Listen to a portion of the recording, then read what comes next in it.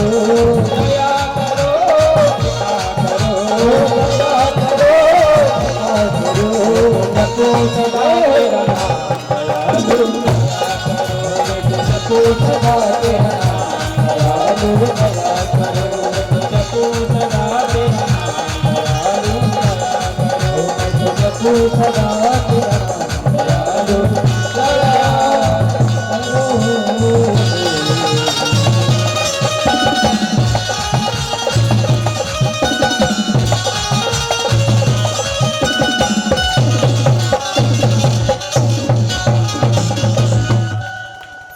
जय जय श्री राम। आवाज का आता पता नहीं है।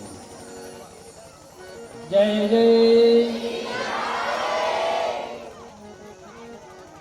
मैं तो जपू सदा तेरा नाम दयालु दया कर। भगवान निश्चित रूप से दया करेंगे, आप जपो। और पांडव भी अब जो है परीक्षित बड़े हुए, परीक्षित महाराज के कंधे पर वह राज्य का भार सौंपा और पांडव भी अब धीरे धीरे जो है भगवान श्री कृष्ण द्वारिका गए थे, अर्जुन भी उनके साथ गए थे। अर्जुन जब वापस लौटे तो समाचार मिला कि अब द्वारिकाधीश भी संसार को छोड़ के, इस धराधाम को छोड़ के अपने परम धाम को जा चुके हैं। इसलिए जो है सब पांडव उदास हो गए। पांडवों ने सोचा कि अब हमें भी नहीं रहना है, हम भी एक एक करके चलो। अब कुंती माता ने तो सुनते से ही प्राण छोड़ दिए और पांडव भी धीरे धीरे निकल गए हिमालय की ओर। परीक्षित महाराज के कंधे पर राज्य का भार आया और जब राज्य का भार आया महाराज, तो परीक्षित महाराज ने एक बार दिग्विजय करने के लिए निकले थे। दिग्विजय का मतलब जानते हो? परीक्षित महाराज अपने बाप दादाओं की कीर्ति कहां तक फैली हुई है, उस बात को जानने के लिए दिग्विजय करने गए। और जब दिग्विजय करके लौट रहे थे तो मार्ग में, बहुत ध्यान देना इस कथा पर, तो लौट रहे थे उस समय परीक्षित महाराज ने एक आश्चर्य देखा मार्ग में। क्या आश्चर्य देखा? एक काला काला पुरुष पैरों से और तलवार से गाय और बछड़े को मार रहा है। क्या कर रहा है?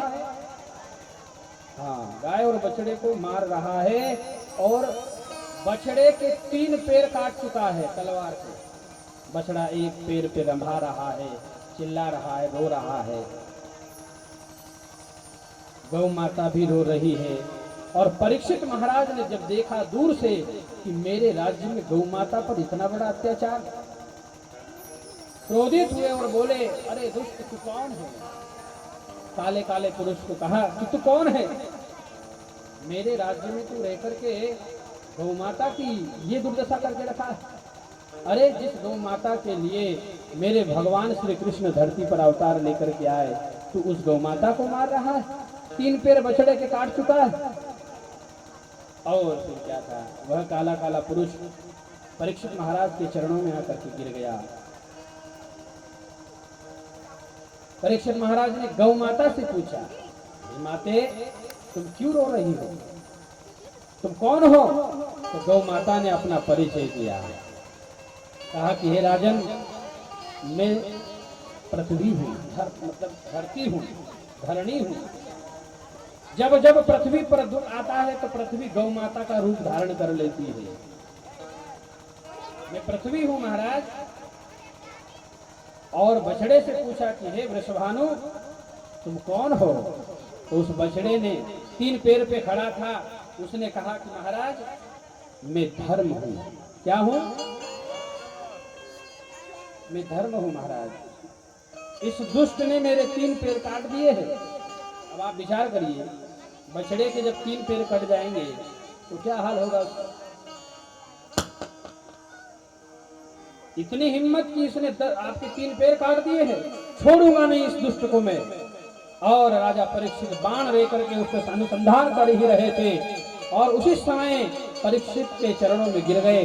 वो काला काला पुरुष गिर गया और बोला कि महाराज क्षमा करो, मेरा नाम कलयुग है। मैं कौन हूँ? मैं कलयुग हूँ महाराज, मेरा समय आ गया है और अब तो मेरा ही समय रहेगा। अरे दुष्ट कलयुग, तेरी इतनी हिम्मत कि तू मेरे राज में घुस करके गौ माता पर इतना बड़ा अत्याचार कर रहा है। और बात सही है मेरे भाई बहन, धर्म आज भी एक ही पैर पे खड़ा है। धर्म आज भी एक पैर पे खड़ा है, 3 पैर काट चुके हैं। हमारे जैसे ही लोग धर्म का नाश करते हैं। हम धर्म का पालन नहीं करते हैं, धर्म के पैर वैसे ही कट जाते हैं। एक ही पैर पे धर्म खड़ा है और वो है सत्य। सत्य के बल पर धर्म खड़ा है। इसलिए साच बराबर तप नहीं, झूठ बराबर पाप।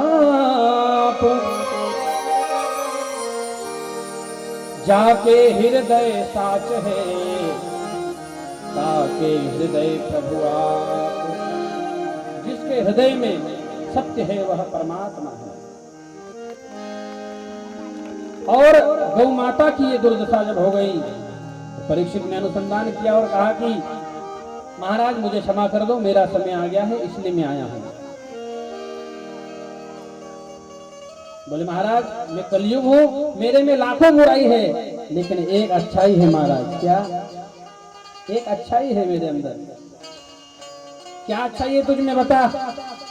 कलयुग ने बताया महाराज, भले ही मुझ में लाख बुराई है, लेकिन एक सरल उपाय है। क्या? तो बोले केवल हरिनाम लेने से जीव की मुक्ति हो जाएगी। द्वापर त्रेता युग में तप, जब यज्ञ करने से हजारों वर्षों तप की जप करना पड़ता था, तब भगवान प्राप्त होते थे। लेकिन कलयुग में जो है केवल नाम मात्र से ही भगवान की प्राप्ति हो जाएगी। कलयुग को छोड़ दिया, पर फिर भी तू मेरे राज्य में मत रहे। कलयुग ने कहा महाराज तो फिर मुझे कोई ऐसा स्थान दे दो जहां मैं रह सकूं। तो परीक्षित महाराज ने कलयुग को 4 स्थान दिए हैं, नोट कर लेना अपने दिमाग में। कलयुग का एड्रेस बता रहा हूं आपको।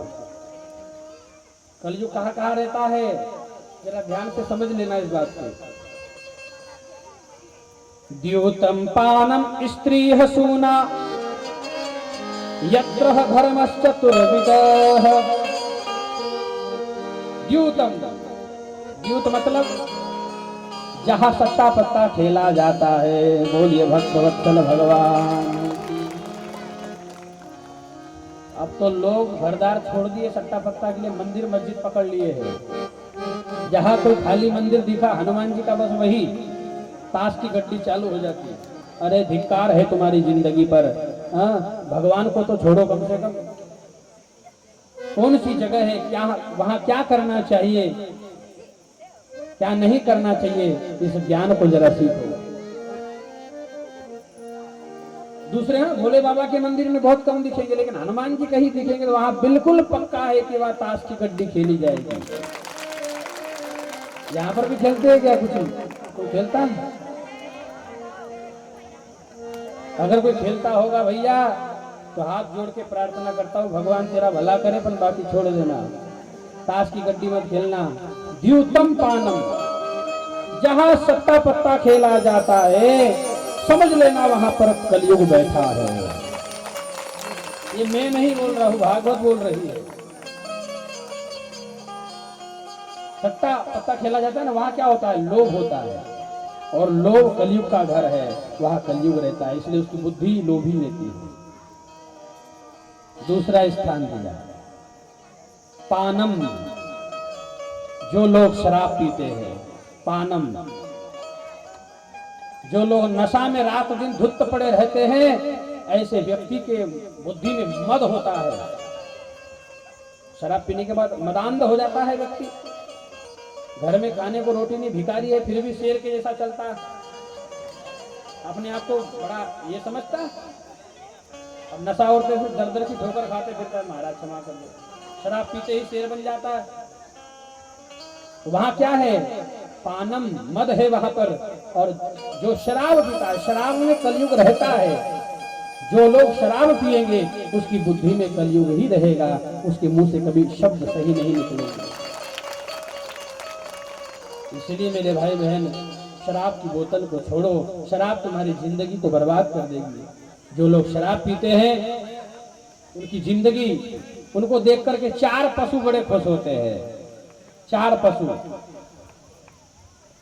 जो लोग शराब पी करके रात रात चिल्लाते रहते, गली में नाली में पड़े रहते हैं, उसको कुत्ता देख करके बड़ा खुश होता है और कुत्ता कहता है कि मेरी ही जाति का है, इसमें और मुझ में कोई अंतर नहीं, मेरी जात का है ये। बड़ा खुश होता है कुतरा जो होता है। ये देखो, ठीक यही दुर्गति होती है उसकी। और दूसरा पशु खर, जो जिंदगी भर, खर मतलब गधा, गधा जिंदगी भर अपने मालिक के लिए ईंटें पत्थर रेती ढोते रहता है, और जब कोई काम का नहीं रह जाता, वो गधा बूढ़ा हो जाता है, तो वही मालिक उसको 2 डंडे मार के भगा देता है। कभी आपने सुना है कि उसका मालिक उसको एक शाबाशी दे रहा हो, वाह बेटा तूने मेरे लिए पूरी जिंदगी खराब करी है, जा तुझे मैं जो है इनाम देता हूँ। कभी सुना गधे को इनाम देते हो? आखिरी में कुछ मिला है तो 2 डंडे ही मिले हैं। हमारी क्या गति है? वही तो दुर्गति हमारी भी हो रही है। हम भी बस खर गधे के जैसा ही संसार का वजन ढो रहे हैं, और जब हम भी बूढ़े हो जाते, बिना मतलब के किसी काम के नहीं रह जाते, तो हमारे ही बच्चे फिर हमको जो है डंडे मारने लगते हैं। ये जीवन का असली स्वरूप है। तो ऐसे पुरुष को गधा देख करके बड़ा खुश होता है कि मेरे ही